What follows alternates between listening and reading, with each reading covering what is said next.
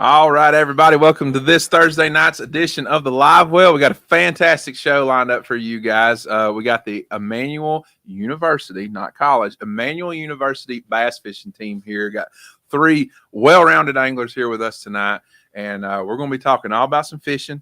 We're going to be talking about a little bit about the college life. We're going to be talking about whatever else that it is that they want to talk to. So you guys got them for 2 hours. Bring your comments, bring your questions, ask away, anything and everything. But before we get started, we got a little bit of business we want to take care of. As always, the Live Well is brought to you by Adams Renovations. Contact Charlie Adams at 470-505-3412 for all of your remodel and new home or business repairs or new, decks, whatever, anything but spiral staircases. He'll do it. He'll take care of you. That's Charlie Adams with Adams Renovations. And, of course, the official Live Well sponsor, the sonar installer of the Live Well, Trent Palmer with Sonar Pros. Give him a call to schedule an appointment to get your boat rigged up with the finest in electronics and batteries. Give Trent a call at 770-530-4505. And last but not least, Festive Water Paddle Sports, your North Georgia paddle sports shop right by Lake Lanier. Give them a call or visit them online at www.festivewater.com. Nathan and Tim, they'll take care of you. They'll get you whatever you need to do. If you want it in the kayak game, they will take care of you. Give them a shout out and go visit them right off of 369 and Highway 400. So without further ado, Danny is not around tonight, so I am running this thing solo, you guys. I'm behind here. I'm running it all. So come with the comments, come with the questions about making fun of me when I mess this thing up, because y'all know me well enough. I probably will mess something up doing three things at once. So, but no, in all seriousness, we're going to have some fun tonight. We appreciate you guys that have already joined in, and we're just going to get right after it here with Emmanuel. We got, as we're going to start out, I'm going to go around the table onto the other side of me. We have the president of the Emmanuel College, I got to get used to that, Emmanuel University fishing team, Mr. Dylan Akins. He is a senior, and we'll get to know him a little bit better here in a second after I introduce everybody. And we have another senior, Brooks Anderson. You're a little bit to the left there. You might want to slide over just to the right, just a hair. There you go. You look great now. We got to look at all these fine young men who look way better than the rest of us out here in this world. But Brooks Anderson, he is another senior. And we have a freshman, sophomore, whatever you want to call him. He's a freshman in my eyes. He's still too young. Scooter Ligon, he is local here to North Georgia. He's from Lumpkin County. And you guys have probably seen Scooter on the show another time. And those of you guys who followed the Georgia High School Fishing Trail, Bass Nation, you saw his name up there towards the top. So, without further ado, though, we are going to get to know every single one of these gentlemen right here tonight. So as we click over here to the comments, we've already got some comments. We do want to say one thing real quick before we get started. If you are on Facebook, go to www.streamyard/Facebook and enter your name in, so that way we can put a name to the face for the comment if you are watching on the Facebook group page, so that way we know who you are. These guys have already pretty much told me that they're going to have a few guys that I think they're going to jerk their chain a little bit tonight. So we want to put the name to the face, so because it's all going to be fun. But this is going to be fantastic. We're going to have a great time. There's Mr. Brian Hinkle right there. Tracy Coker, Bronson Cox, good to see you guys. Paul, he's a one-man show. I don't know if that's Paul Coonan or Paul Benson one, but who knows? We'll find out. He'll probably let me know in the comments here. So you guys are right here pretty much, I guess, started the 2023-2024 season. For two of you, this is y'all's last real hurrah, correct? That would be Brooks and Dylan. You guys are this is y'all's last real tour. When exactly does the season start for you guys for the 2023-2024 season? Whoever wants to answer that, and go. I can tackle this one. Basically, the college fishing thing is kind of weird. So in the fall, we normally have like one MLF tournament from the previous season. So we just fished Hartwell from the 2022-2023 season, I guess you could say. And then the new seasons for Bass and MLF start in the spring. So we have our first one coming up in January at Harris Chain to start the MLF season. And then depending on which trail you're fishing for bass, there's Murray and Clark's Hill. So basically they start in January and then they're going to run through till May for the bass trail. And then for MLF, they have 3 or 4 in the spring and then basically one fall tournament, which I just said was just Hartwell. So. Okay, so being the president of the Emmanuel University fishing team, tell a little bit about it as we're going to go around the table here. Tell me and all of us watching, how did you become the president of the fishing team? It's kind of something our coach nominates. So who's your coach? Our coach is Pam Wells. I'm sure many of y'all are familiar with her. She's awesome. But yeah, so pretty much over the year, like we've been here, obviously me and Brooks are seniors. She just kind of nominates someone who I guess she feels see fit or whatever, and she nominated me, and I'm grateful for her. I try to do the best I can. So it's good for you to learn some leadership responsibility. How about that? For sure. There you go. So that's a good way of putting it. So we'll continue going around before we come back around for some more questions. We got, of course, Brooks Anderson. Now, you are a senior. What exactly is your role on the fishing team? Do you have a role, or are you just out there ripping lips? Yeah, obviously, love to catch fish, but I've really enjoyed over the past few years getting to meet a lot of these newer guys and really kind of showing them the ropes of what college fishing is and some of the things that I've learned from traveling personally and just kind of getting their feet wet when we are traveling to a lot of these new places and breaking down new water. And it's really been a cool experience for me to just kind of teach them and things that I've learned over the years and really just pass that along to them. I absolutely love that answer. He wants to teach everybody that's on the fishing team some of the new experiences. And we're going to talk about some of that because we do have a decent little crowd of high school anglers who watch our podcast here. And of course, we always thank you guys for watching us and joining in and participating. We've got a lot of guys locally here that have come to the store and have said they do have dreams and aspirations of sitting in the exact situation that all 3 of you young men are sitting in.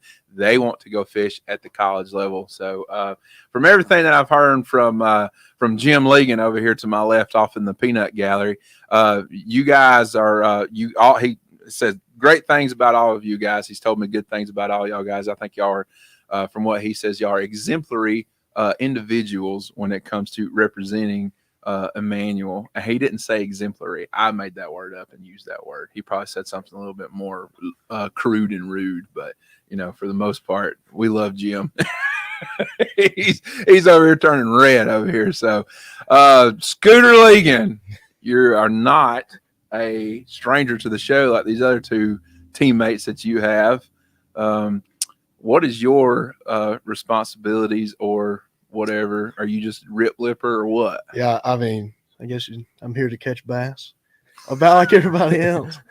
I mean, I don't know. No, the whole team's great, and we obviously have a lot of fun doing everything that we do. Cool. Everything's a new experience, and you learn something with every trip, no matter where you're at. So. Well, there you go. So we're going to get right into that. So we're going to get a few more things out of the way about the actual fishing team. Exactly how many members are on the team for this season? Whoever wants to answer that. Dylan, as president, I believe that role should go to you. Don't quote me on the exact number, but I think we're working with 34. 34. If I'm correct. Okay, and they're 2-man teams, correct? Yes, sir. So 2-man. One okay, boat. So my math is a little fudgy. So 17 teams. That's right. Yeah, 17 teams. That's right. So yes, okay, perfect. So y'all got a good little. Y'all have a good little group of guys there that are fishing, and the being that y'all are so close to the Savannah River chain, I'll throw it in there just because. But Kiwi, Hartwell, on down to Russell. And Clark's Hill all the way down to the coast. Y'all are in a kind of a prime area. Y'all got 4 different lakes really, that they all kind of fish a little bit differently. They ain't none of them really the same. Hartwell, of course, is the monster that seems to kind of be the star that straw that stirs the drink. Ooh, I'm tripping over words. The straw that stirs the drink on the Savannah River chain. There's so many tournaments going out of Hartwell. Would y'all guys consider Hartwell, I guess, the Emmanuel fishing team's home lake? Oh, yeah. Okay. So that would be y'all's home lake. Talking about Hartwell, we'll just get right into that with Hartwell. Whoever wants to kind of start answering this question that I'm about to ask, how's Hartwell fishing right now? I mean, is it good, bad, fair? What is it?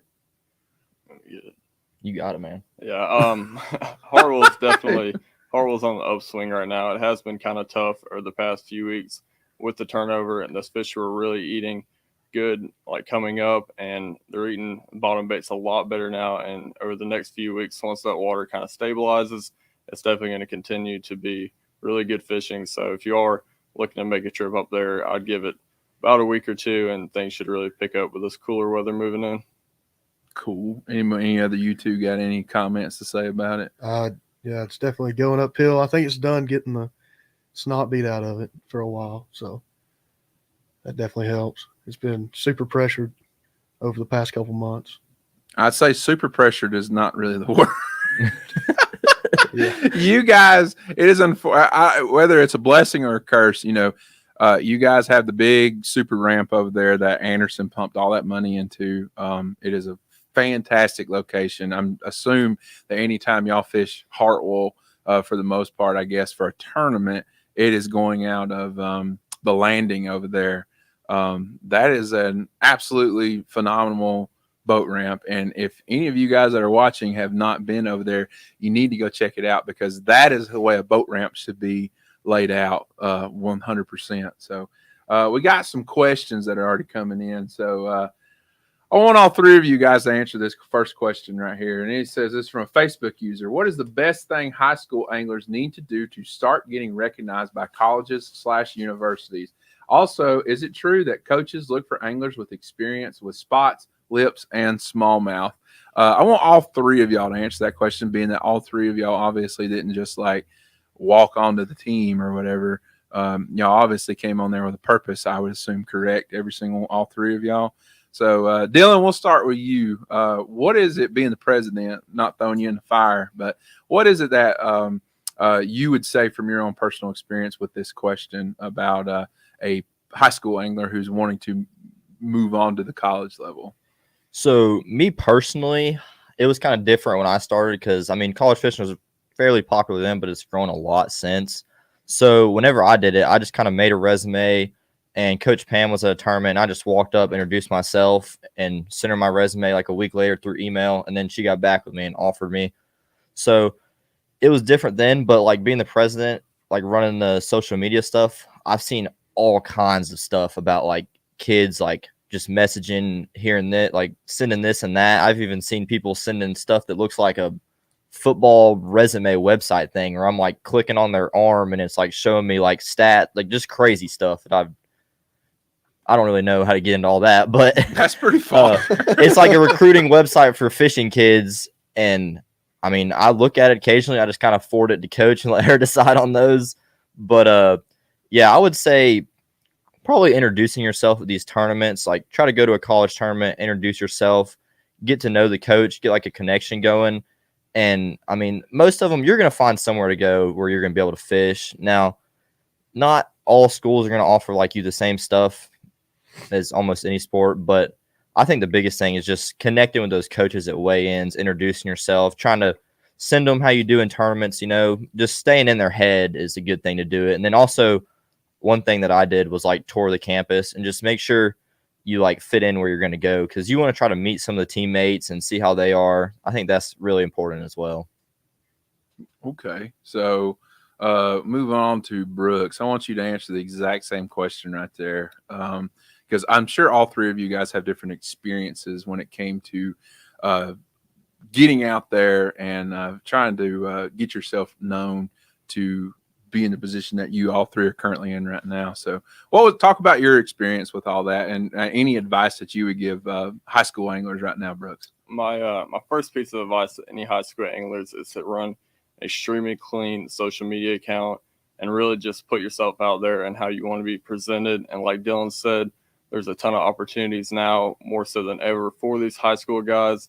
There's even something now called a high school combine where they can go and meet all these coaches in one centralized location over a weekend and get a lot of knowledge about what each college has to offer. And for me, I just kind of played my odds with a couple of different offers and picked which one that was close for me and made sense. And we had a group of great guys going with my class that made it. Cool. And last but not least, Scooter, what kind of advice would you give? Because I guess you're a little bit more recent, but these two guys have a lot more seasoned experience and they've seen it a little bit more than you have. But talk about your little personal experience there that you would give any prospective high school angler wanting to fish at the collegiate level. Okay, so yeah, like Dylan said, I think that to start off with, there's a place for everyone to do the fishing thing. Just get your name out there, email, just communicate with all these different coaches and get your options up and just pick which one suits you best. But yeah, that's really it, communication. And obviously tournament results are a lot, and that says a lot to a coach as well. But I feel like, or I know so that, your attitude and stuff, once you get to meet these coaches, definitely makes a big deal. So it's a big deal to them because they want that other team. They want somebody with a good attitude and just stuff like that will represent the school well. So. How much does being a team player, because it is kind of a team sport now, because y'all fish in pairs, y'all fish as partners.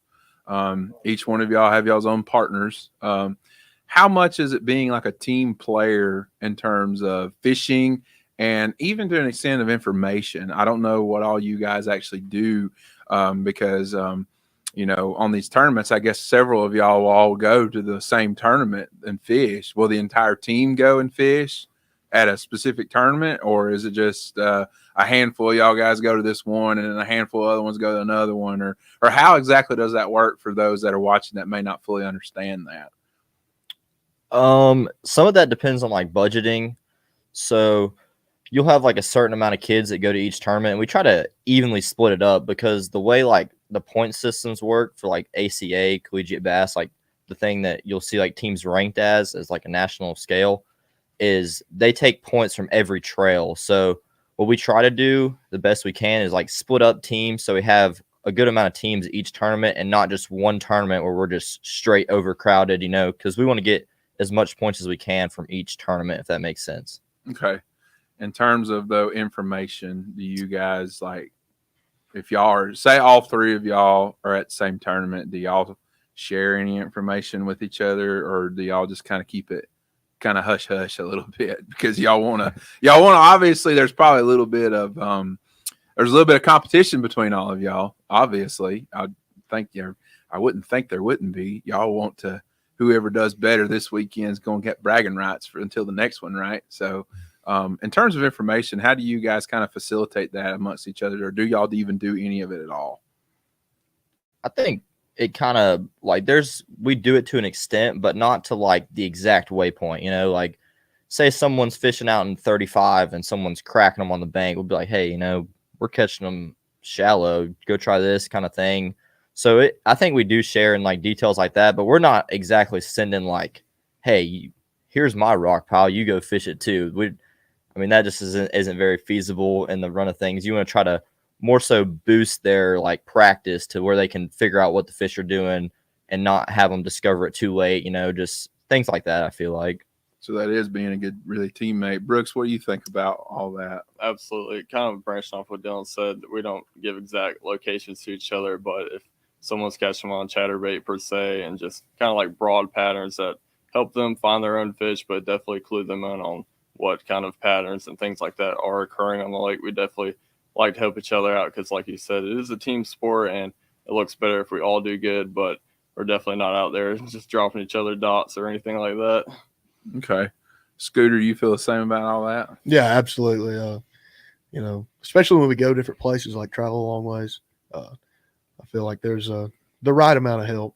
Like they said, no dots or anything, but where to look and stuff like that. Just some tips to help the new guys get started and everybody talks to everybody. So Okay. All right. So we're going to get into strengths and weaknesses here in just a little bit. So y'all go ahead and start being mentally prepared for that, because I'm going to grill y'all on what are y'all good at, what are you not good at, what do you need to improve on.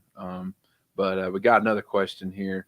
All three of you are in the running for AOI in the Clarksville Classic, King of the Hill Series. Are you all intimidated by having to fish against Tanner Haddon on Clark's Hill since he owns the lake?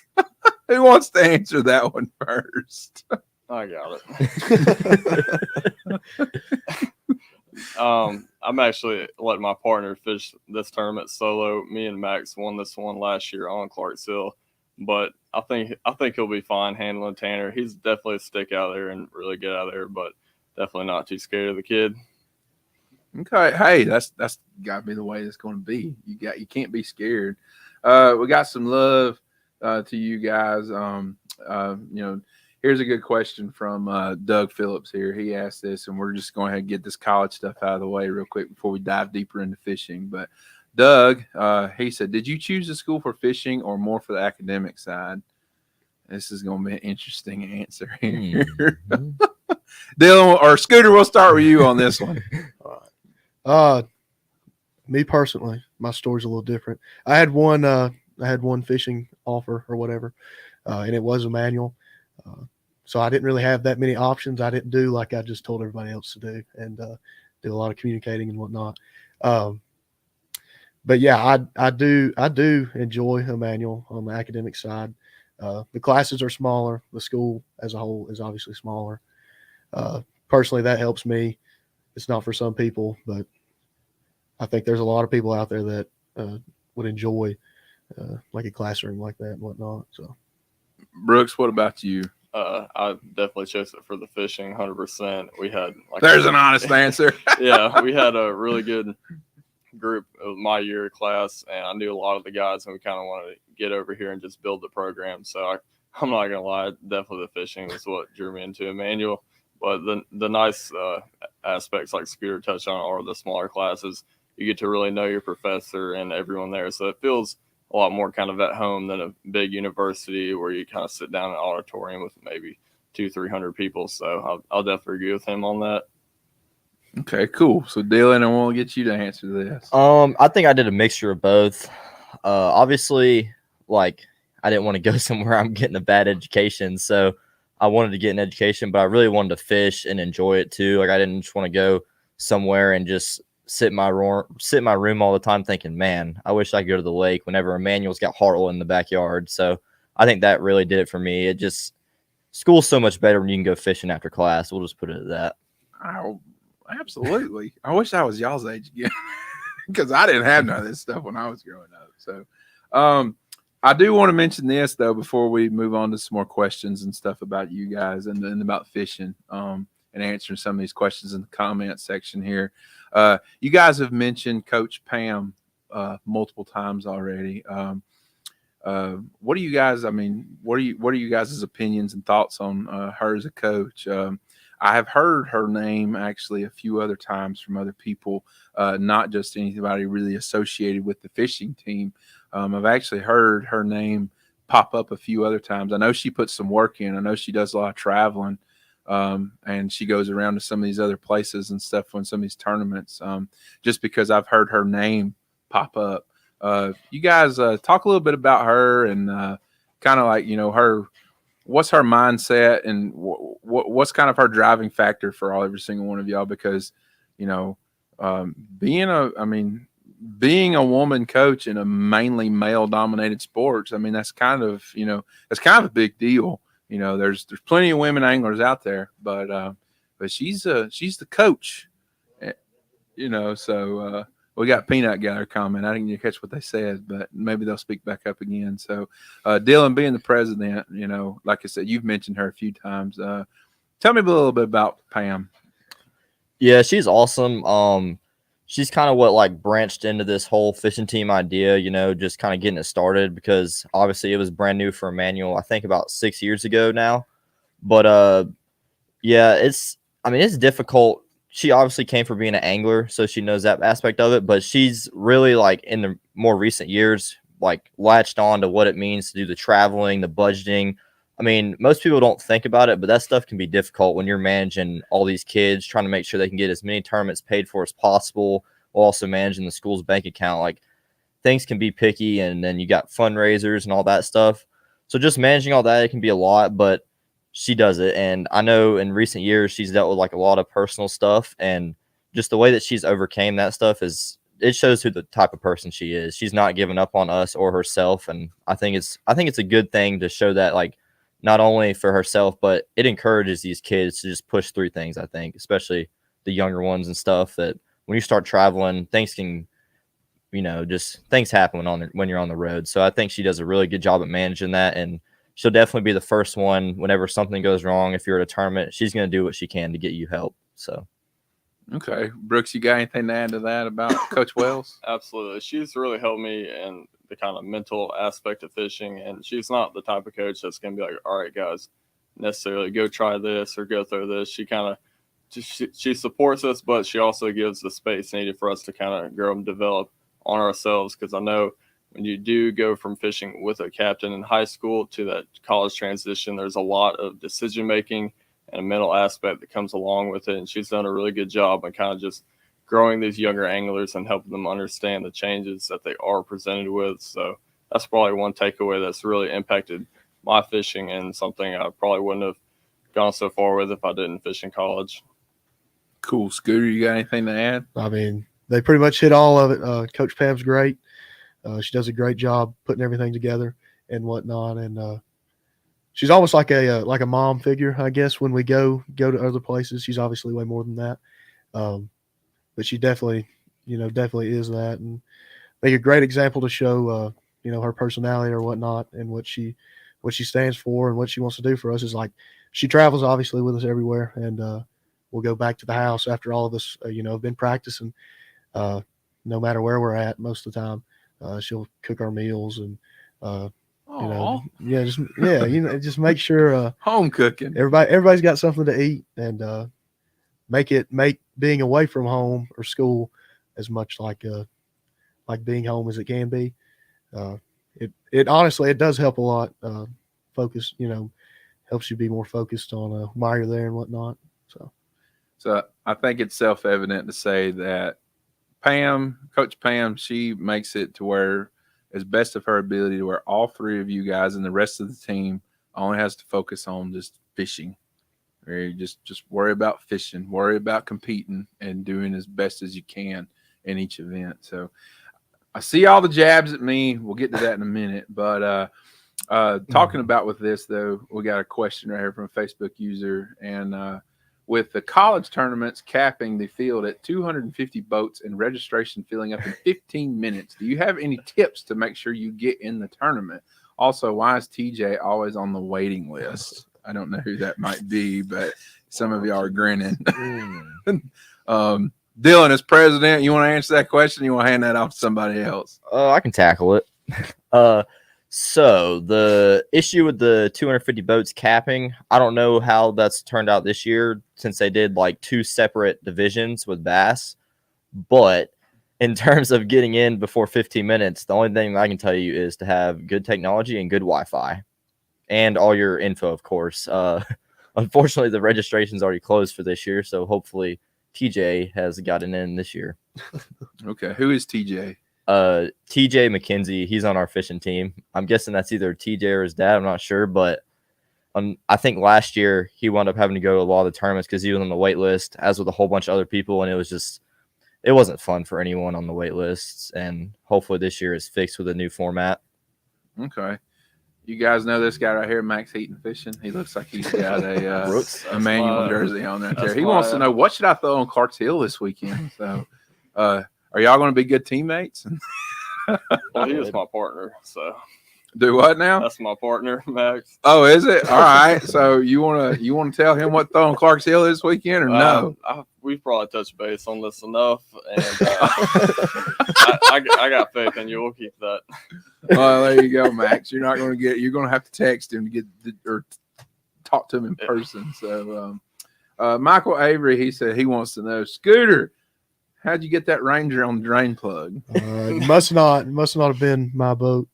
I don't usually like to touch the trim much. So You don't trim it up and let it eat? yeah, not much. Yeah, not much. That's because Daddy says no. Yeah.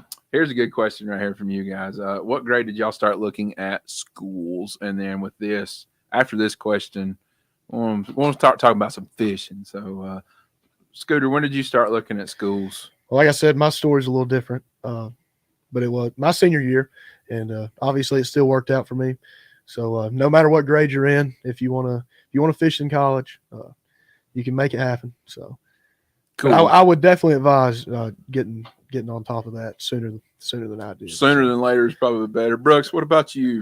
I would kind of say my freshman and sophomore year of high school, I was just kind of ate up with the fishing aspect. And then once that junior year really hit, that's when I started really having to make some decisions and kind of figure out where I was heading. But definitely, like Scooter said, start sooner than later, start making some connections with these coaches and colleges and just get your name out there and really start branching out your options before it does get too late. So you're really comfortable with the choice and you've toured it maybe and know some of the guys.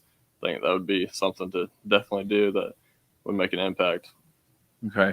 Scooter is from Lumpkin County. He graduated from Lumpkin County. Where did you graduate high school from, Brooks? I graduated from Mount Bethel, so I'm from Marietta, Georgia. Marietta. All right. Okay. So city boy. I'm just Not really. I'm just kidding. I'm just kidding.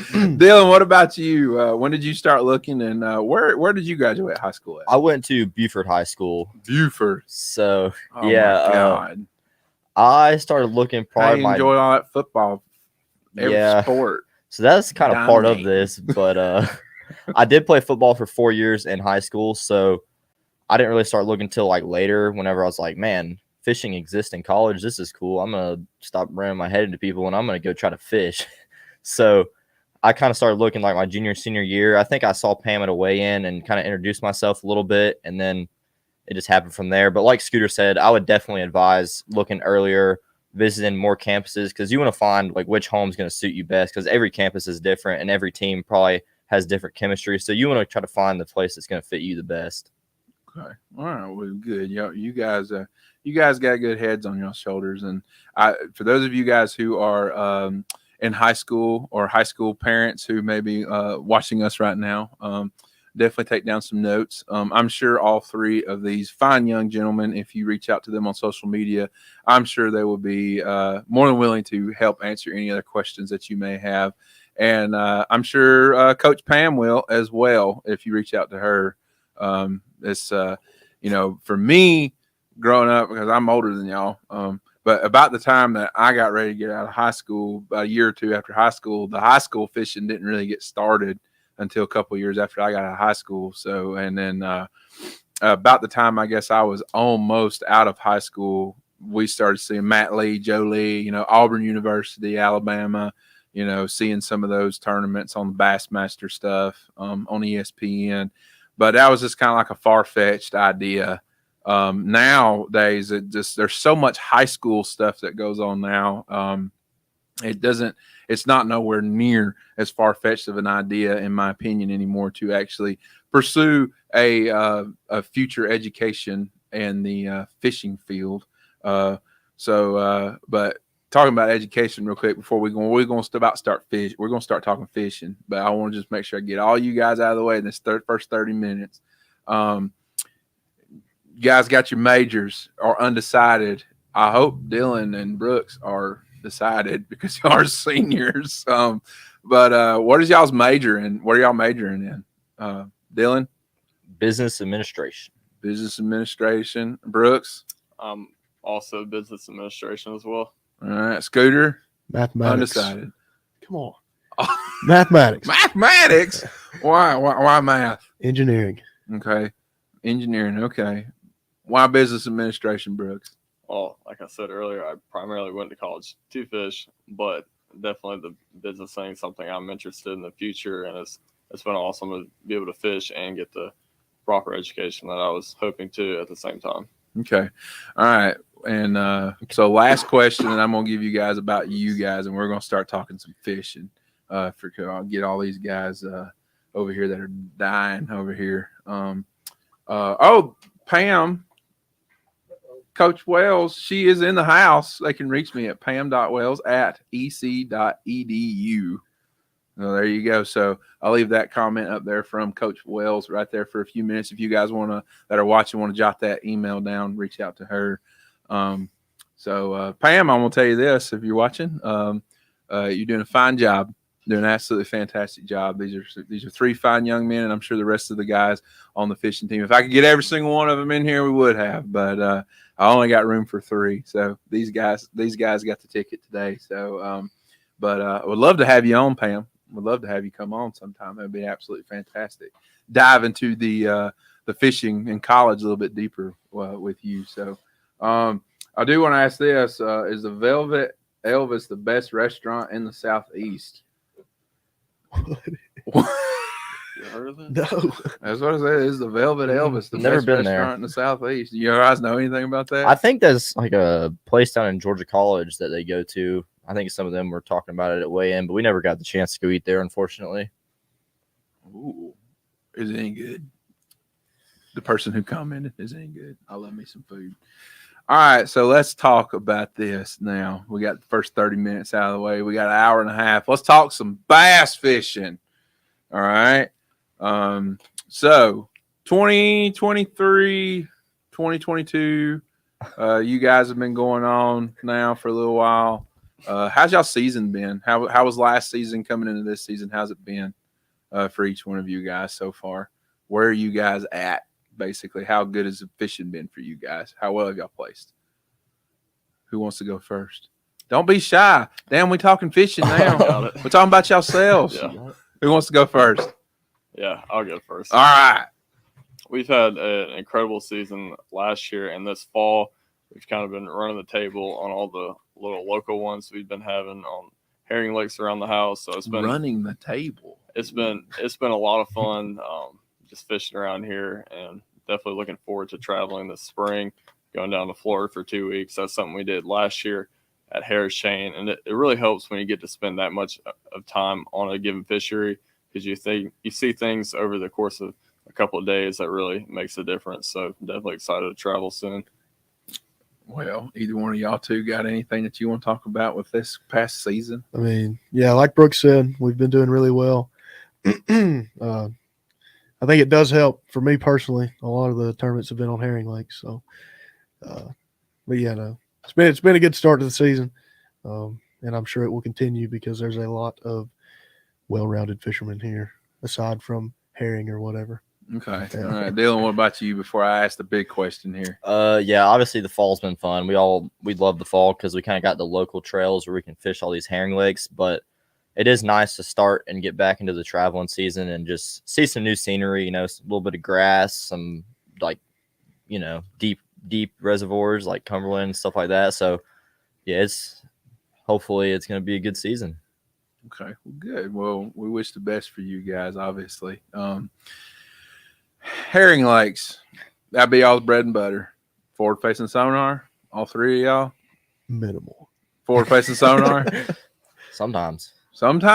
Okay. What about Scooter? I already know the Absolutely. answer to that question. Yeah. Scooter, you got forward facing sonar? Yeah, absolutely. I got to ask the question, Brooks. For the most part nowadays, you kind of have to be on top of it, like they've said. But I definitely do miss the olden days of traditional 2D and all that. But Ooh. you can't keep up with these boys now without it. I was going to ask that question. So being that you guys are competing in as high as level as y'all can possibly physically compete at the moment in the college level, forward facing sonar, a lot of opinions about it.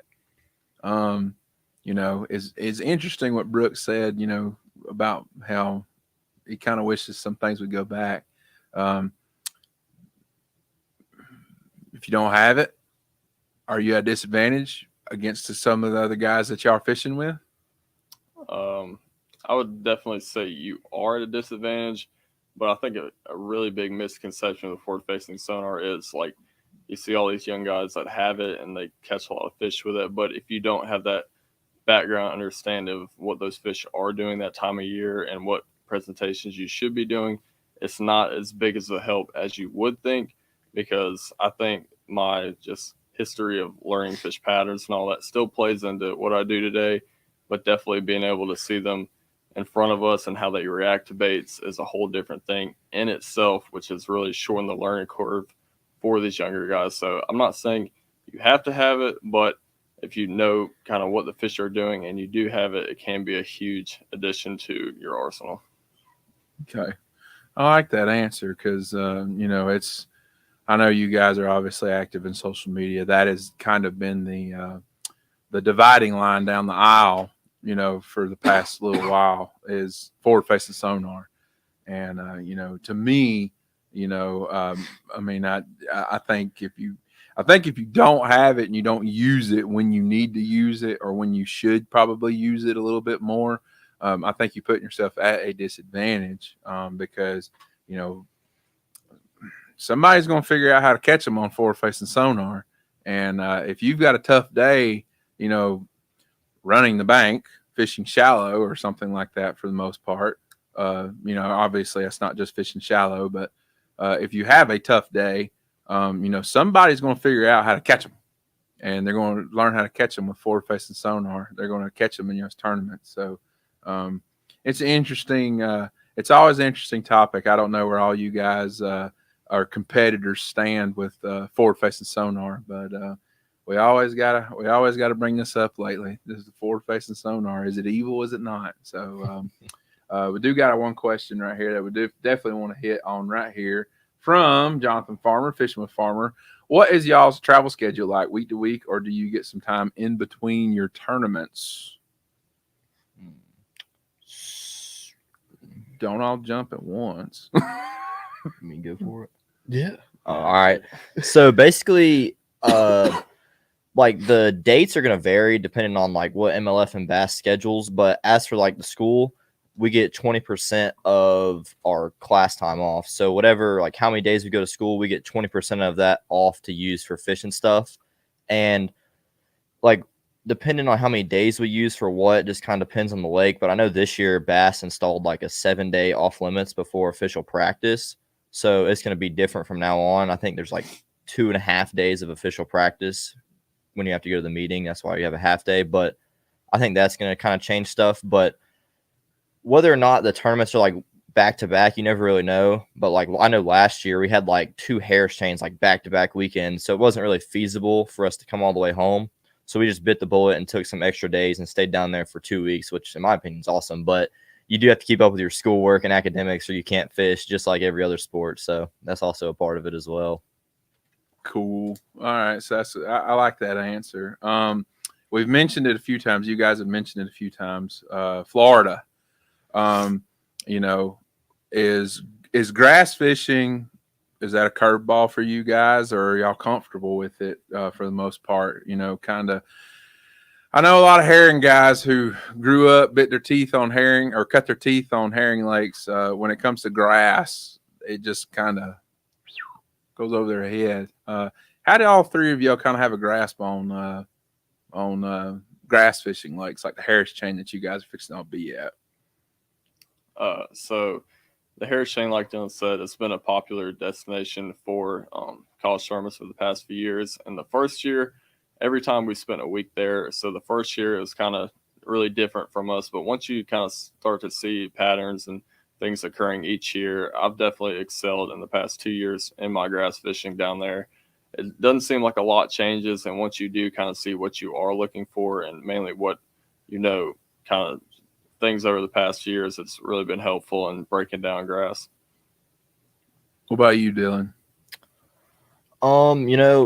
Every lake can be different, but I think with Florida, one of the things I've kind of learned is those fish move slow. So you got like your herring fish who are going fast paced all the time. And then you go down to Florida and you got to drag a worm a lot slower than you drag a shaky head.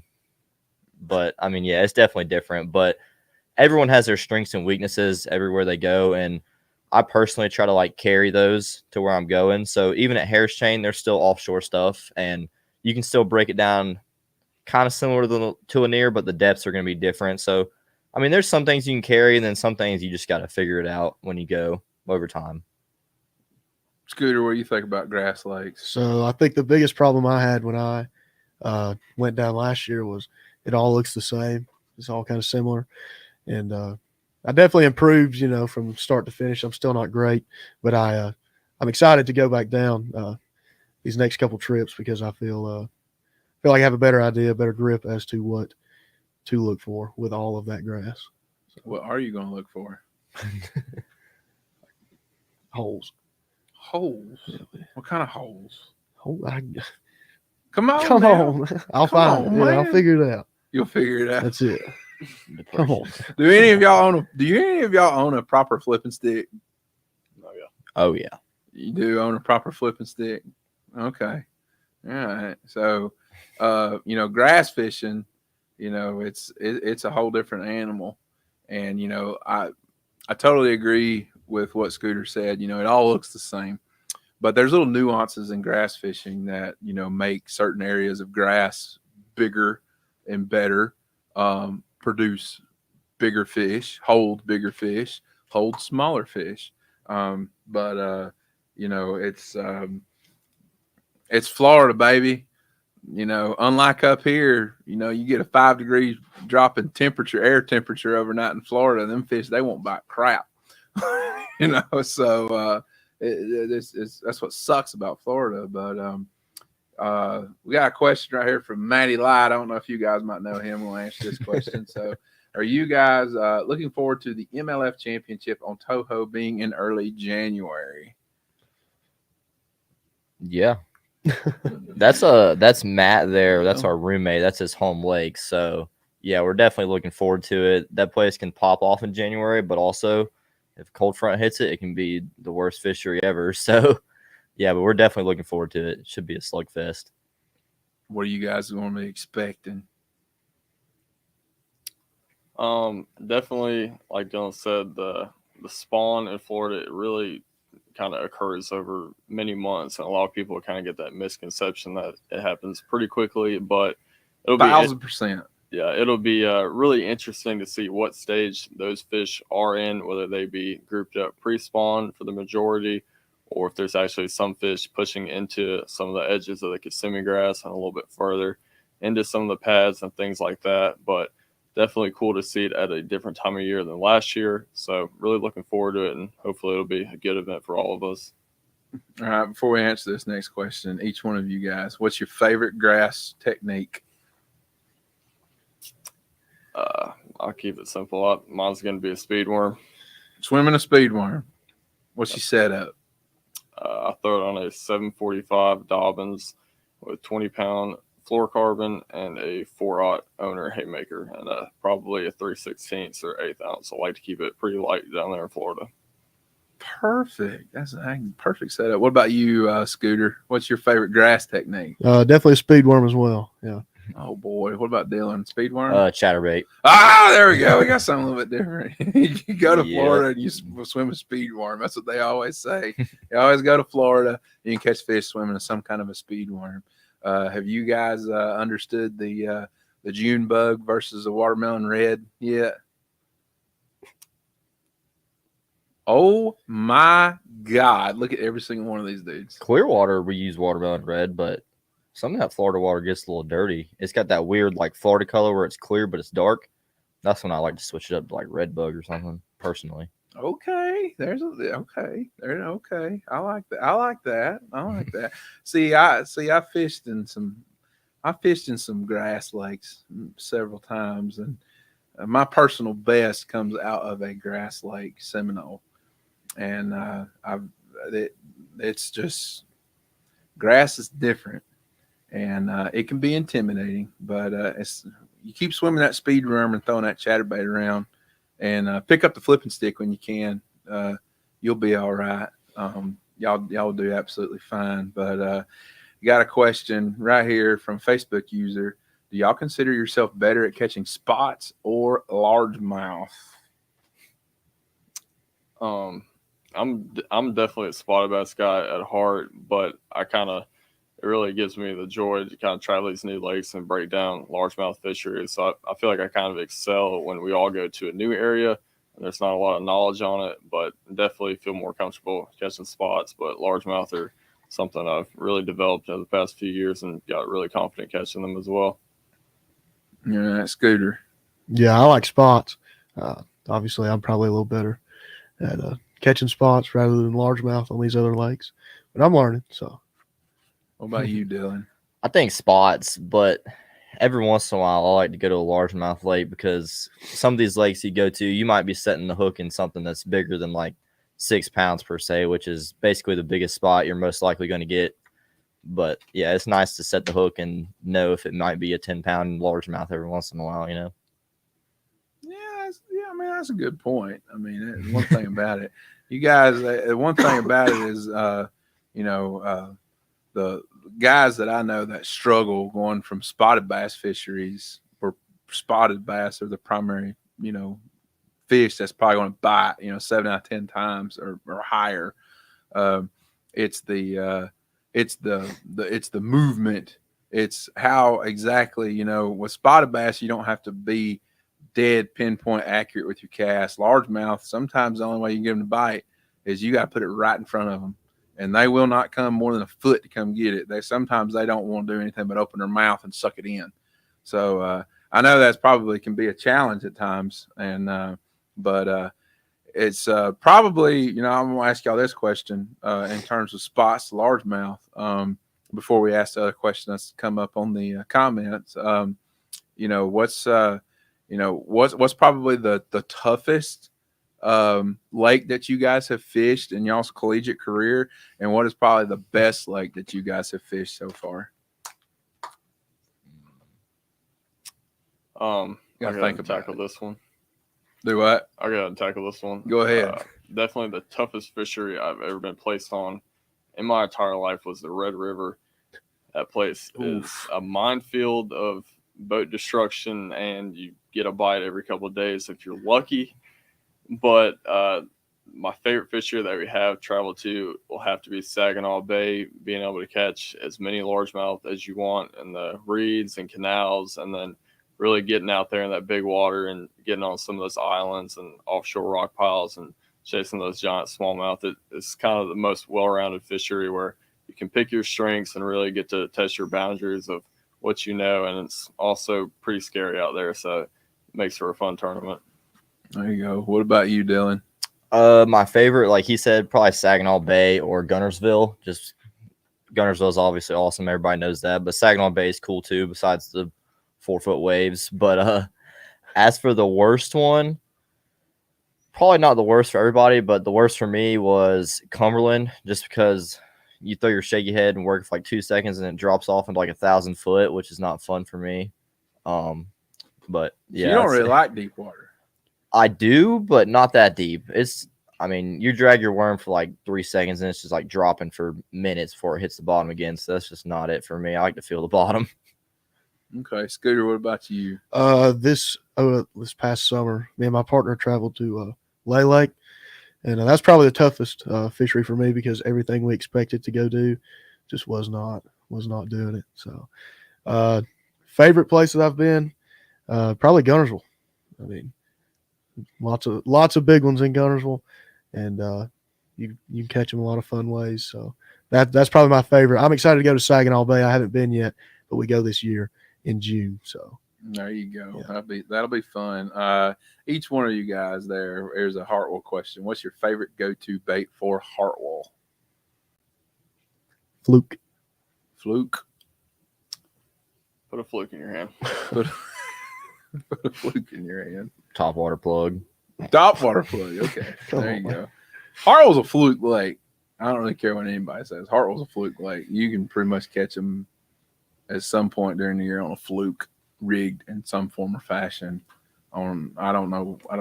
That is the only lake. Hartwell is the only. Maybe I'm about to tell y'all something. I don't know.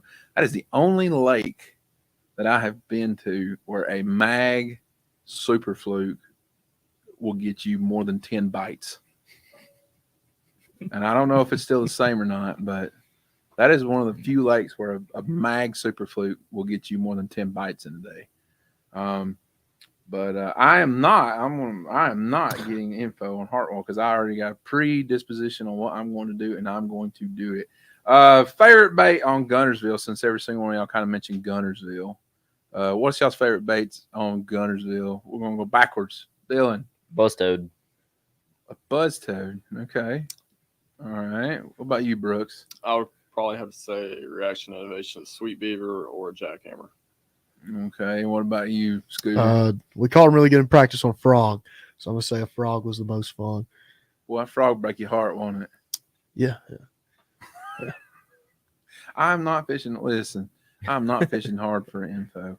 I will go into what I'm going to do on Hartwell. I do not care. I will tell y'all all about it here towards the end of the show. But right now we're talking about these guys. So, for the most part, if you guys got anything, with this year coming up and some of the locations that y'all have for this coming up season that's coming up, strengths, weaknesses, what kind of techniques going to some of these places do you feel like each one of you feel like you've got to get better at to place well in some of these lakes that you're going to, and then you can, and if you're not going to expand on anything, just tell us your strength. What are you going to go with, and what are you going to do? What's your what are you going to do? Basically, I guess is the best way to say it. But what's your weaknesses? You got any weaknesses?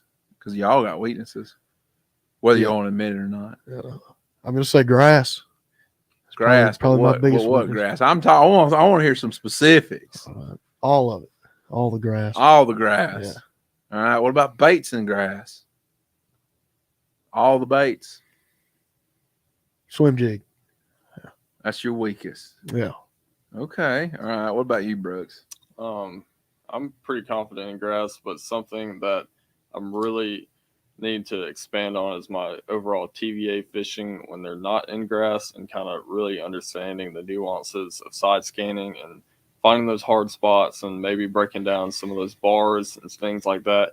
Been pretty challenging for me in the past to really get a grasp on those TVA fish. So hopefully with our event this year in Kentucky Lake, I can build on that and really try to figure out those fish a little bit better than I have in the past. Okay, what about you, Dylan? I think mine is probably like adjusting in grass. Like I feel like I can always go and maybe have something from practice, but on tournament day, it always seems like it changes and I just can't adjust like I do on other types of fisheries. Okay.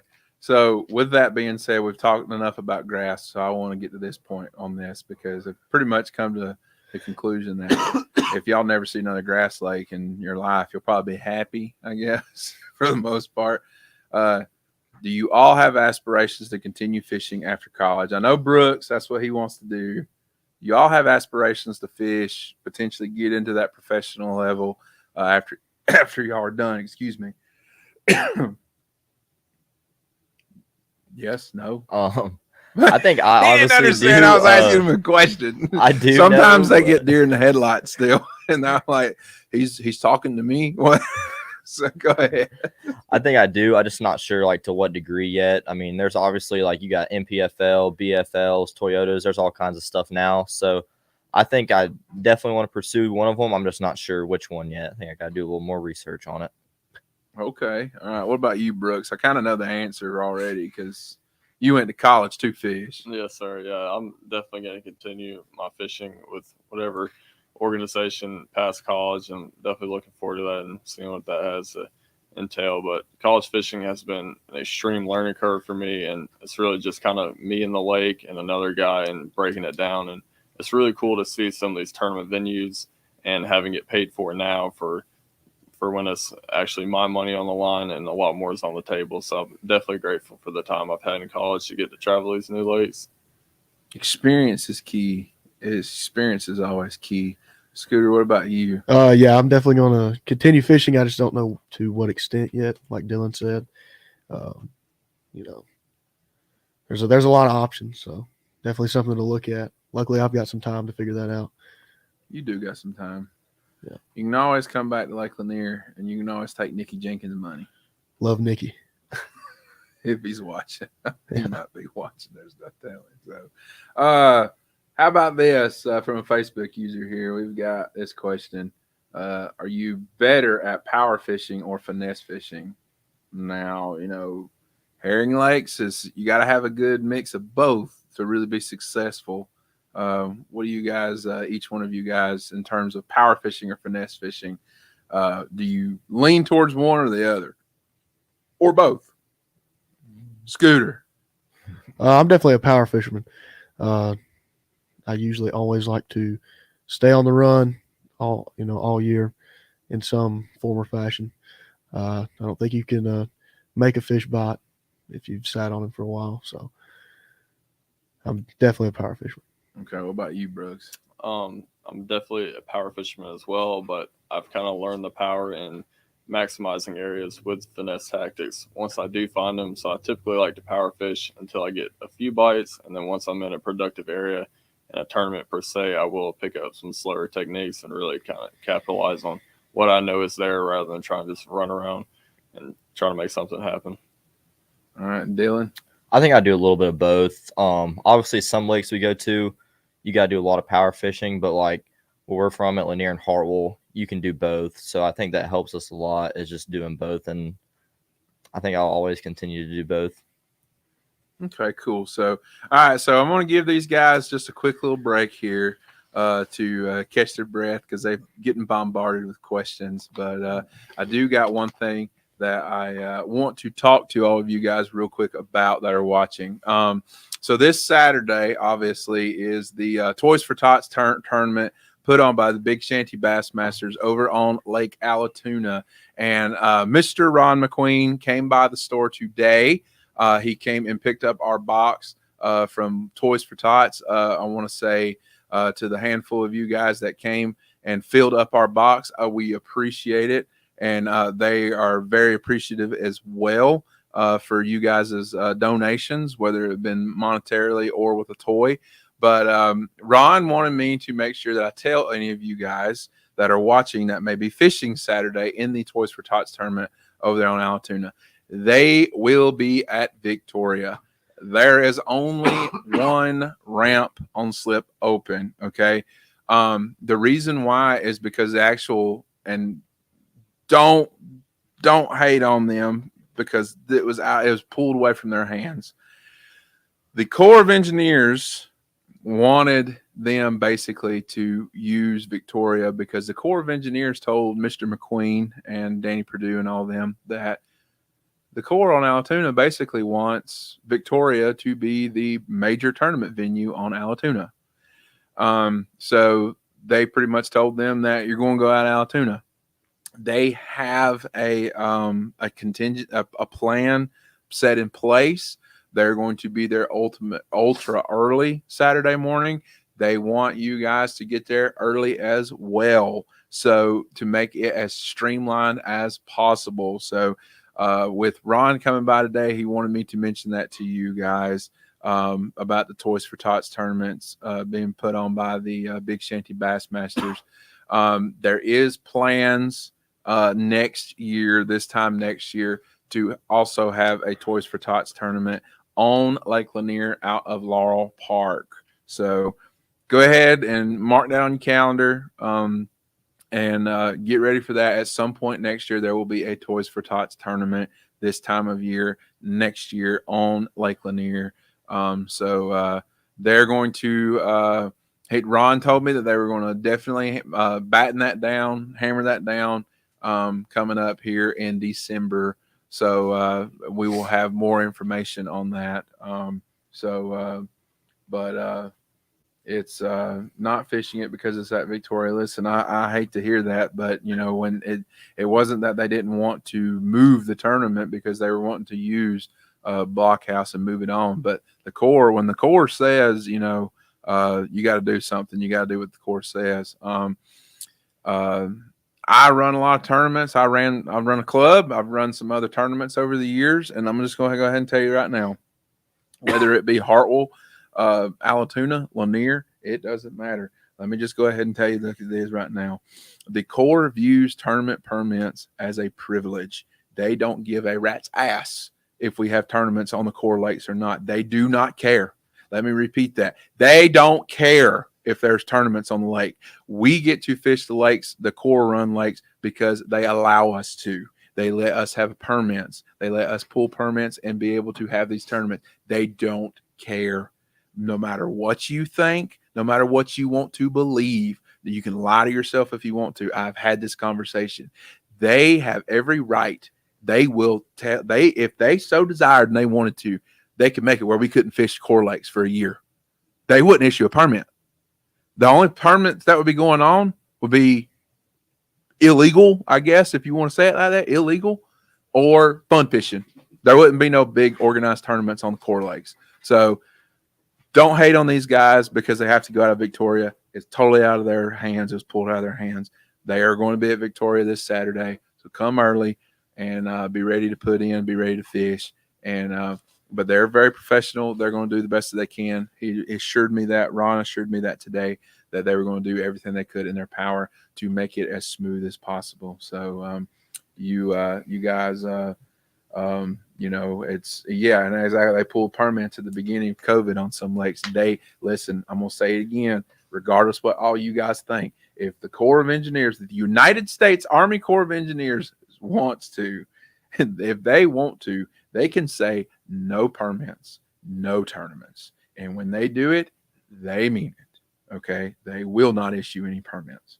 Okay, so go and fish if you want to fish. Go and have fun. Just deal with it. It'll be all right. It'll all be all right. Go have some fun. If you plan on fishing, just go have fun. Go fish. And it's for a great cause. Who really cares who wins?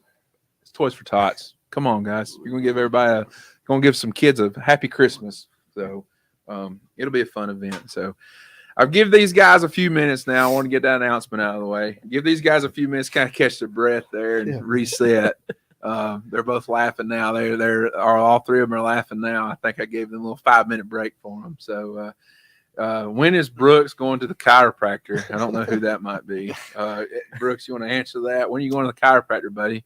Yeah, I've my team name is Scope Neck because I'm constantly looking down at my unit. So their boys are trying to look out for my better health. So definitely need to get that checked out pretty soon. Scope Neck. That's an interesting nickname. Do you guys got any nicknames for any other guys on your team?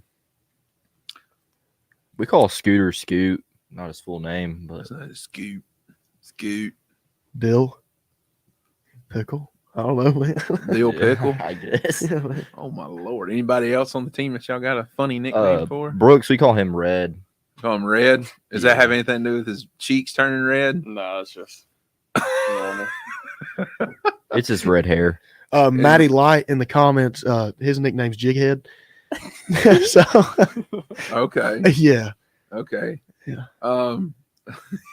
It's just fun. We all call it. We all call everybody, and we have different names. I've got some guys that fish with us. I call them chicken farmers. I don't reuse the word farmers though. But let's see here. Oh, there's a good question right here for Brooks. Brooks, I go to Mount Bethel. What was your high school fishing experience like? Shane Latham, good to see you, buddy.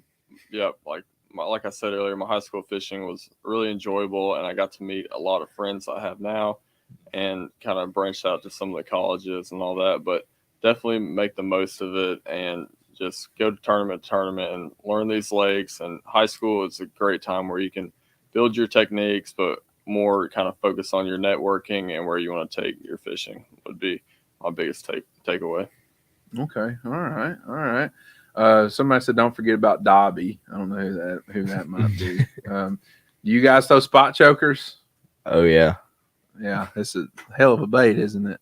For sure. Best underspin on the market. Now everyone nods in agreement. Mm-hmm. Yeah, what about A-Rig? I'm looking at you. Oh, that's thing of the past. Thing of the past. Your daddy's in here. Any of y'all throw A-Rig? Boy, it's A-Rig. Most of the tournaments they don't even allow us, so I just kind of You threw don't it just in the go fun garage. fishing with A-Rig? Not in bass. I think MLF you can have one with like 3 hooks, but I never feel like rigging it all together with all the jig heads and stuff. You want to cut barbs off of hooks. What do they have a WTP? I don't know what that means. If they don't know what that means, you're gonna have to elaborate on what a WTP means. Facebook user. Anybody know what a WTP is? Not do me. not. Yeah. I don't know. I don't know. Who's better at bull riding, Brooks or Dylan? Brooks took the cake on that one. Nah, Dylan's pretty hard to beat on the bull. Oh, warning track power. Okay, so So do you guys know what warning track power is? Yeah, I do. What's warning track power, Scooter? You just don't have enough to put it over the fence. So That's right. Yeah. In terms of what though? you can really, I guess, use it in anything. But yeah, I definitely have warning track power. So you get a lot of seconds. Yeah. That's what it is. That's what warning track power is. Yeah. I didn't know what the abbreviation was meaning. If you just Yeah. spelled it out the first time, I believe that's Dane Hunter. You just spelled it out the first time, damn it. I'd have known exactly what it was. But warning track power means you fish a bunch of tournaments and you constantly get second. Jonathan Farmer. Can't ever close the deal. So for the most part, you guys, you know, we've pretty much covered everything college wise. For the next little bit, you know, we're just gonna talk a little bit of fishing. What do you what's y'all's guys is, you know, like right now? You know, have y'all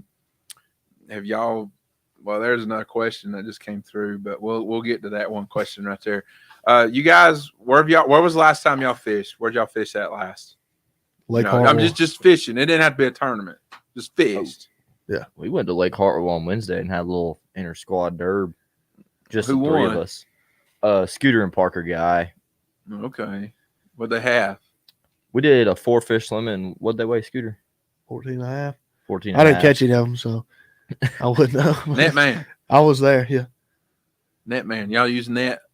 No. I absolutely do. Yeah. Yeah, absolutely do. Yeah. What about you, Brooks? Was Hartwell last time you fished? Yes, sir. We had a tournament this past weekend on Hartwell. We ended up getting third out of that one, so it's a pretty good event for us. Okay. How many boats? 250. Ooh. Mm-hmm. Big derby. All right. Okay. Terms of Hartwell, right now, how's it fishing? You know, it's all these lakes up here in the North Georgia area, spanning over that little lateral line that goes across through there. Turnover is pretty hot and heavy. There's some portions of some of these lakes that have turned over. They have portions of them that have turned over. Have y'all seen any areas on Hartwell that have turned over, or have you seen any areas where it's still predominantly still in the process of turning over, or has it turned over? Where do y'all? I don't know where exactly what areas of the lake y'all fish on Hartwell. So, if you want to elaborate, you can. But that's completely up to y'all. But where is Hartwell at right now? Just where's it at? The south end is kind of varies. It was weird this year for me, at least. I would go in like one pocket, like in a creek, and it'd be turnover, and then the next one wouldn't be. But I think when I went out there on like Tuesday, most of the south end looked pretty good to me. You can ask Scooter about the north end. That's where he fishes. Yeah, Green Pond still doesn't look great the last time I was up there. But like Dylan said, it is kind of super inconsistent as to where you go and what's flipped and what hasn't. But yeah, Green Pond and that area there was not looking too grand. So on that side of the Seneca. Yeah. Yeah. Okay. What about you, Brooks? What have you seen? I'm almost second Dylan on that. I think the turnover is almost done, and the lower portion of the lake is definitely looking the best. That Andersonville Island is close to the Green Pond. Really takes a long time to take or turnover. That's a lot of damn water. Yeah, That is. But A Hartwell's lot of deep water. Yeah, Hartwell's an expansive lake, like y'all touched on. It definitely happens in portions and creeks rather than just all at once. So. Okay. All right. So what kind of water temperatures do you guys see? Because I want to see if it was any 67. similarities. 66 Yeah. ish, 66? 68, somewhere varies. About all the same for you guys? Yeah. Okay. Maybe a little different after last night, but Yeah. Yeah, it'll be interesting to see what this cold snap has done. I fully just suspect it in all these lakes that are kind of like half turnover, half not, which just sounds like what Hartwell is. It's kind of halfway in between everything. It just needs that. We'll see what this little kick in the tail does with this cold front that came through. Hopefully, and I don't know what you guys' opinion is on it. Hopefully, we're done with warm weather for a little while, and we can really get into some wintertime fishing on Hartwell. I'm going to ask this question. I already know the answer, but I'm going to ask this question for you guys. You hear about ditch bite all the time. How would you compare ditch bite on Hartwell to the other two lakes on the Savannah River chain, and then compare it maybe to Lanier? Because I'm sure y'all all fish Lanier too, right? Absolutely. So how does the ditch bite compare? I mean, it's pretty similar to Lanier in my opinion. I don't really notice much difference, but I do fish them both a lot. Hartwell is a lot flatter, so that can kind of be a little different than Lanier, but that's the only two places I've really ditched fish in. I haven't been to the other lakes. I know they do get in ditches at Kiwi a little bit, but as far as like Murray and some of those other ones, I'm not sure about those where it's just all largemouth. Kiwi, Lake Keowee, land of getting lost if you don't have GPS, because there's 5,000 creek arms or little pockets in there, and they all look the same. I hate Kiwi. I can't stand it. We fished there one time, and we ran out of trolling motor battery, and the wind was blowing like 55 miles an hour, and yeah, we'll go to that another time. But it was miserable because we actually ran out of 24-volt trolling motor battery. But it's got a question right here, and he's asked it twice already. So he or she, what's the better bait additive, bait fuel or the new green jet fuel to be released soon? I have not heard of green jet fuel. What is that? Do any of you guys know anything about that, or is that someone pulling my leg here? Do y'all use bait fuel? I personally don't use bait fuel. I've never heard of jet fuel. I'm not really sure what that one is. Me neither. But it's kind of weird. Y'all spike it any? JJ's? I use that little zoom marker, but that's about as much as I do. Okay. What about any of the rest of you guys? Dylan? I personally just use the zoom marker. I used to think a lot about like additives to my bait, like scent wise, but here lately I haven't really gotten into it as much for some reason. What about you, Scooter? Yeah, I don't use bait fuel, but I could probably get with jet fuel. Have any of y'all ever used bait fuel? No. None of y'all. I've tried it once or twice on smallmouth, but it kind of seems like the whole max scent kind of takes a cake on that. I haven't seen bait fuel make too much of a difference, in my opinion. Have when you use the bait fuel, Brooks, did you put your worm on or your bait on first and then put the bait fuel on, or did you put the bait fuel on and then try to put the bait on? I've done both of those, and down here I tried it on some robo worms and kind of like soaked them in the bag.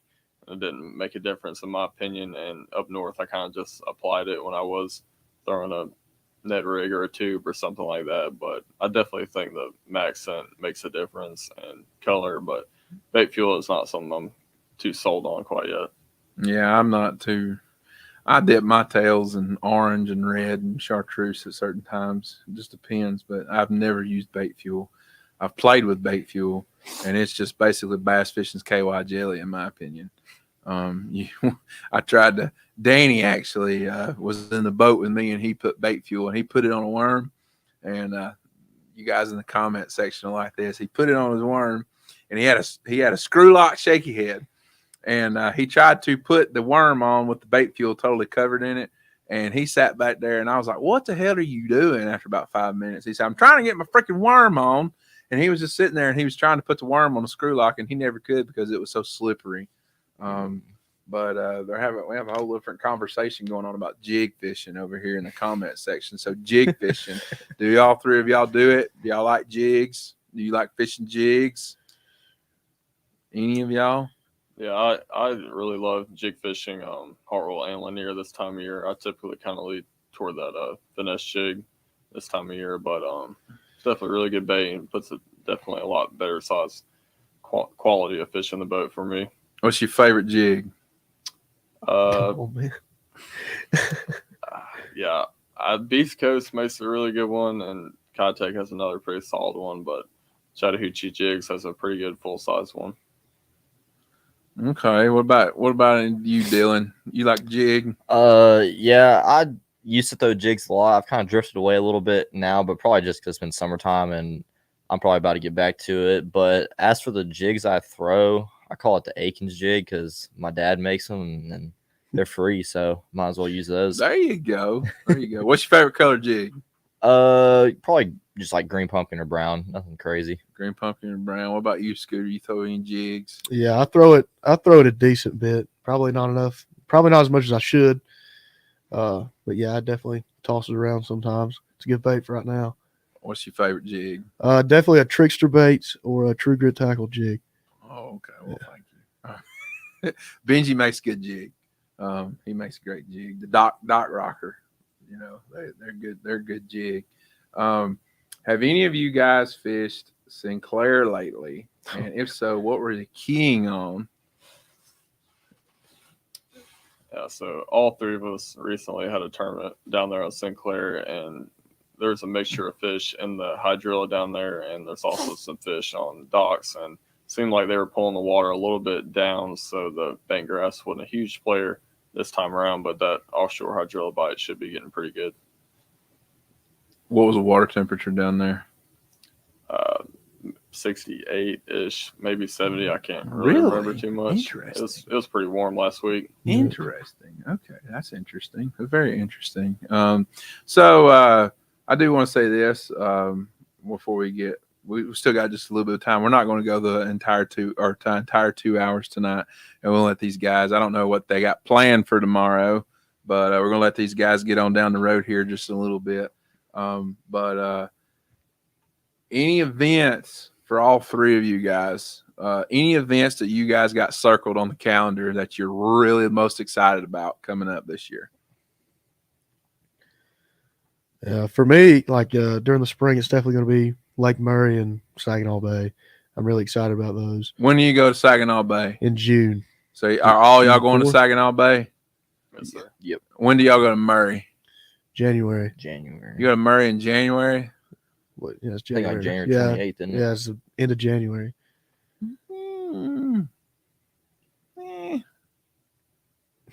There ain't no telling. Think about Murray. If anybody ain't never been to Murray in the summertime and in the spring, it can be hot as sin. It'd be like a devil's hell over there. It's just because of where it's at. Down there below anything below Columbia over there towards the coast is just hot as piss. I don't know why, but Murray will be fun in January. It'll be pretty fun. I think Murray, and I don't know what you guys' opinion is on this, but I think Murray is probably one of the top fisheries in the country right now, just because of what you can do.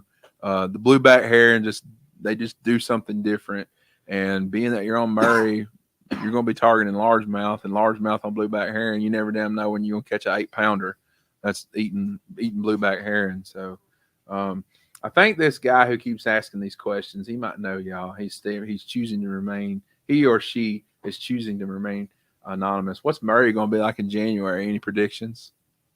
Probably big bags. Probably big bags. That's it. How much? I think there was like a Palmetto Boat Center tournament there like last January, and I want to say Paul Marks one with like over 25 pounds.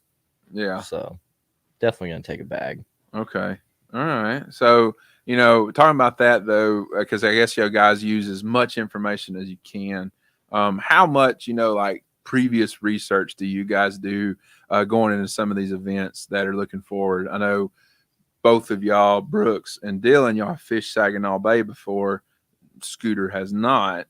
Got any kind of preemptive notions as to what's going to happen, what might be going on? You guys go in, what'd you say, June? Was that when it said y'all go?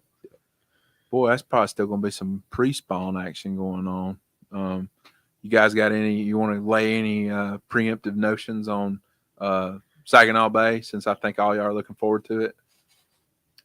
Yeah, I'll go ahead and say it should be pretty much on the tail end or the middle of the spawn up there. and definitely kind of getting out there on Google Earth and really putting your time in and figuring out some areas and different bottom compositions. Because if you're not fishing for the smallies out there, you're pretty much not going to be in the top 10 for the most part. So definitely just kind of trying to break down that big water and figure out where those smallmouth will be spawning and heading to, and just kind of find some of those key rock piles and different changes in the bottom has been big success for us in the past. Okay. All right. What's your favorite bait on Saginaw? I'd probably say a drop shot or a tube. Drop shot or a tube. Okay. That's probably arguably, they ain't no telling how many damn fish have been caught up there on a drop shot and a tube.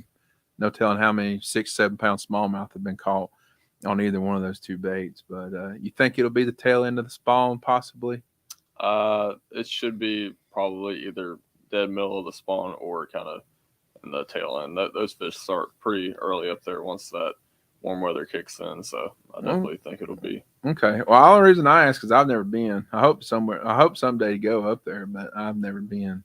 Maybe I'll get to go someday. So, but in terms of, I do want to ask you guys this question for any more high school kids that are watching, because I actually had a text come in over here.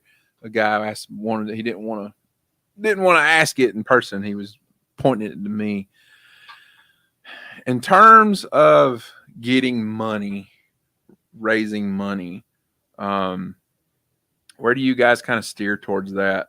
What's kind of your strategy towards steering towards that? And if you are someone who is, when you are looking to get money to help fund y'all's adventures here, we'll call them adventures, how much is a resume and a portfolio and stuff important when it comes to doing all that for anybody who may be wanting to build one up or may have a question about it? So, like, as for the resume, like building the resume is not going to cost you any money, really. That's just going to kind of be something you compose on like a Google Doc or Word docs or whatever for like recruiting. But what you were saying about like getting money for the school, like scholarship wise, I guess. Yeah. Okay. Yeah. So that can definitely vary based off your resume. But like for me personally, I got just as much money from my academics, like just from high school. So that's something that you want to take seriously too, because that's going to determine, like, branching that in with your fishing scholarship is what's going to determine how much money you get too, because most fishing scholarships, depending on the school, are going to max out at some amount, and you can almost get more even sometimes with academics or just different things. So I think both of those play a good part, but also a good resume and like good statistics can help with the fishing aspect for sure. So like I would say to boost that, you want to probably fish as much as you can, like tournament wise, and try to have those statistics available on your resume. Okay. Any y'all two got anything y'all want to add to that? He pretty much hit it all. So okay. Yeah. Brooks, you got anything you want to add to that, or you about got it? Yeah, he pretty much hit all the points I was going to say, but definitely resume is important, and there's a lot of different channels for bringing in money to your team, but there's a lot of different ways to go about it. So I think Dylan did a good job on touching on that. Yeah, that's good.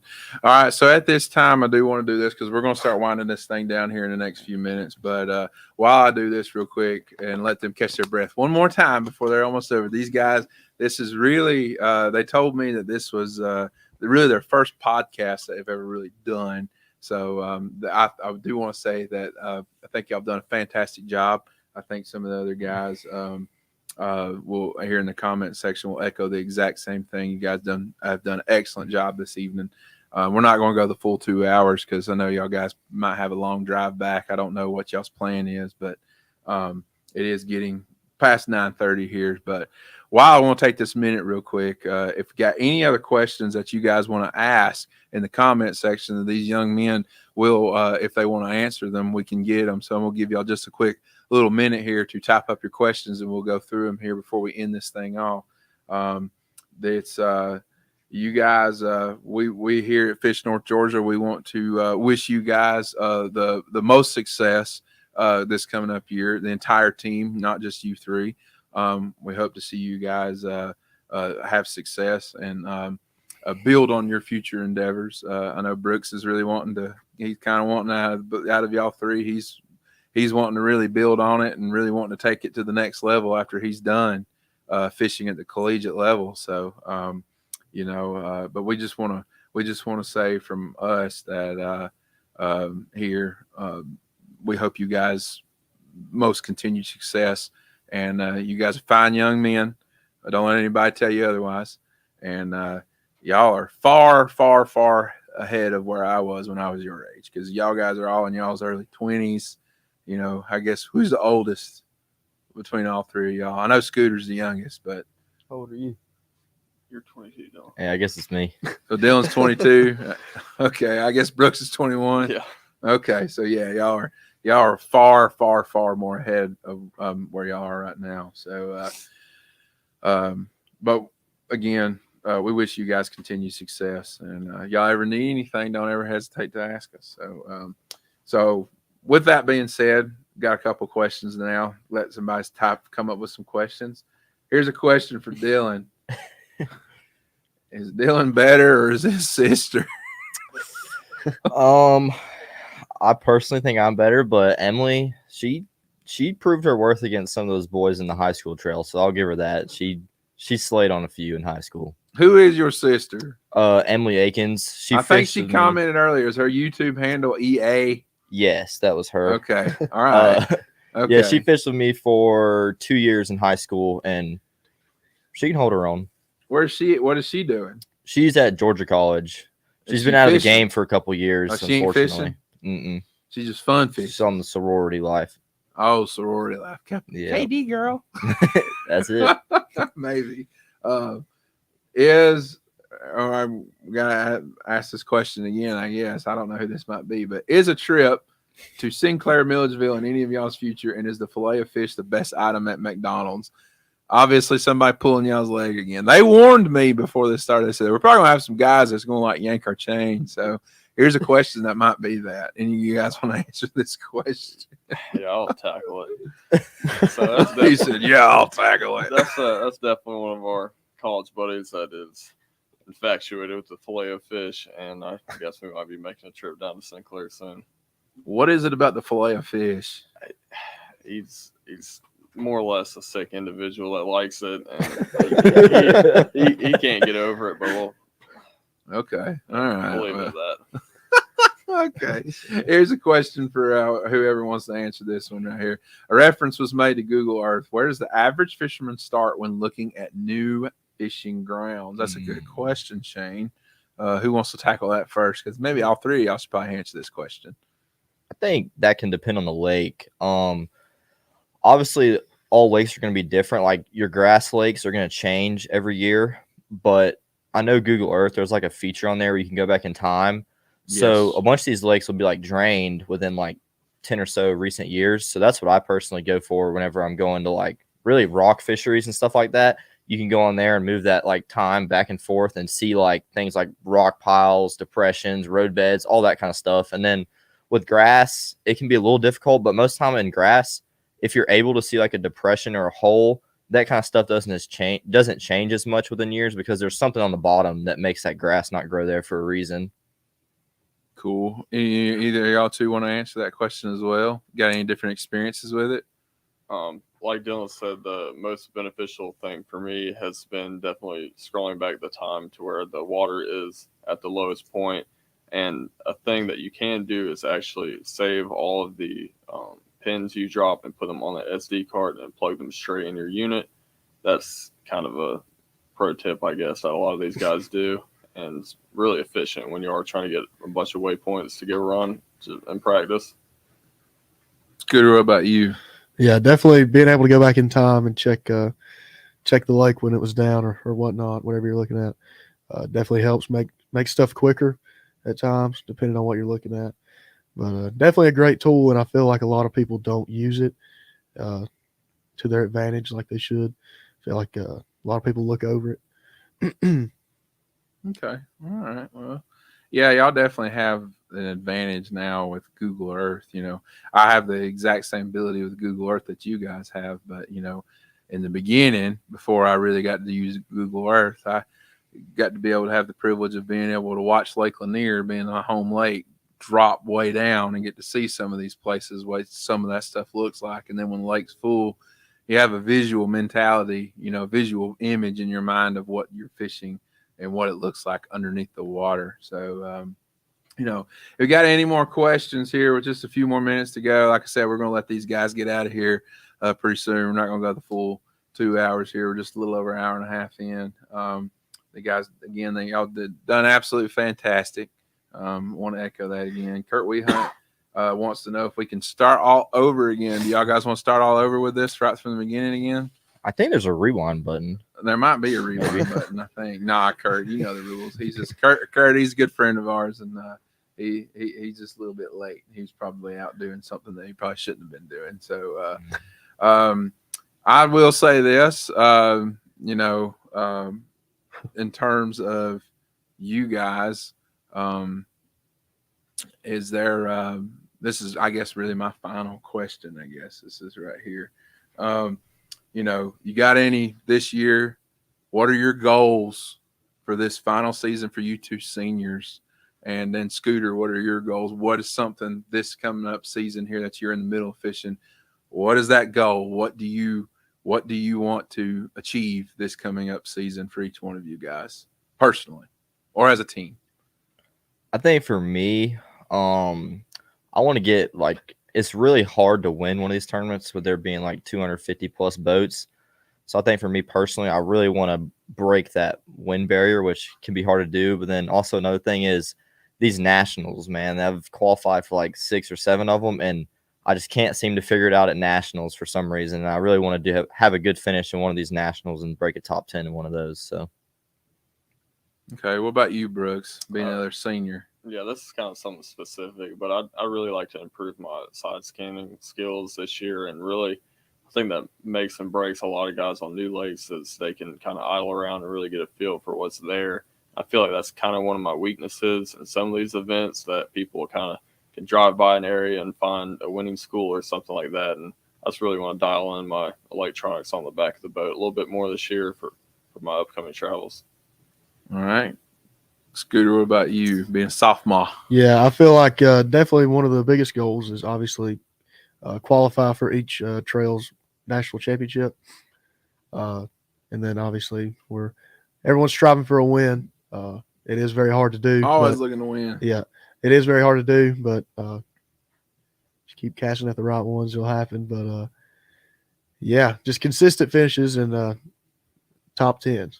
Always going for a good finish. All right, we got 2 more questions. We're going to get ready to let you guys get out of here. From Kevin Thornton. Which lake do you guys like better, Oconee or Sinclair? I personally like Sinclair a little bit more, just with the grass and the bank grass and the offshore hydrilla. Now it has a lot more options, so that one definitely takes the cake for me there. Scooter? I would say Sinclair as well. Okay. Probably Sinclair. I've never fished Oconee, but I've heard it's not as good as Sinclair. Psst. Okay. I think Oconee's better than Sinclair personally, but I haven't been to Sinclair in years.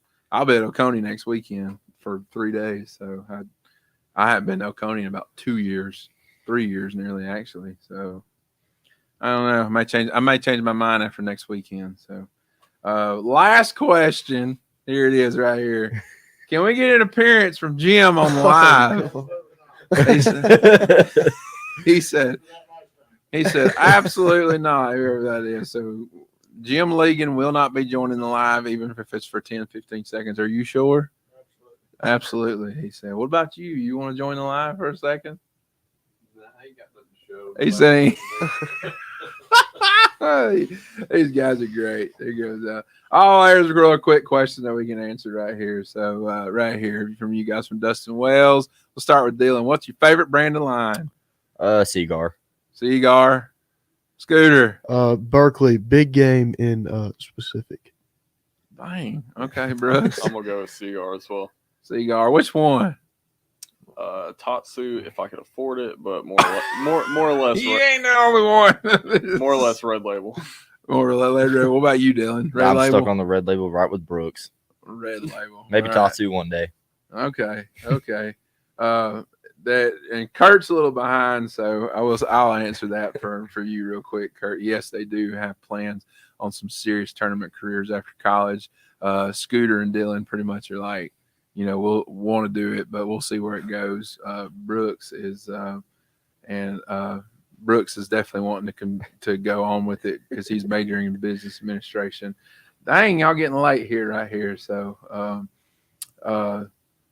can we see Fisherman Chris Akins on the live? That is from Emily Akins. Okay. Come say hello. You want to come over here behind me? You can. All right, he's coming over here behind me. You're going to get your wish. Who is Emily? That's my sister. That's your daughter? All right, so get down just like this. Get down right here beside me, right over there. There he is, right there. There's the camera. Yeah, there's the camera. There you go. You got your wish. You got your wish. So, yeah. So that's Scott Edwards and Kurt Weehunt. They fish together. They're jumping on each other's butts right there. So, listen, guys. I want to say this. Thank you guys again. We're going to get ready to turn this thing off for the night. We appreciate every single one of you guys that have joined us for the live tonight. As always, Dylan, Mr. President, as I'll acknowledge you, you're doing a fine job being the captain, president of the team.